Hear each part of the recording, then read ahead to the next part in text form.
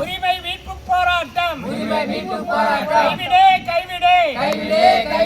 மேல்மா சிப்காட் திட்டத்தை கைவிடு தரமாட்டோம் எங்கள் நிலத்தை தரமாட்டோம்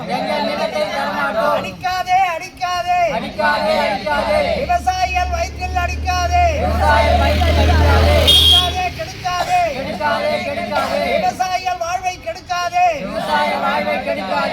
நிலத்தை தரிசி என்று அரசு பதிவேட்டில் வைத்துக் கொண்டு விவசாயிகள் வயிற்றில் அடிக்காதே விவசாய நிலத்தை அழித்துதான் சிப்காட் அமைக்க வேண்டுமா காணவில்லை விவசாயிகளிடம் மனு வாங்கியவர்களை காணவில்லை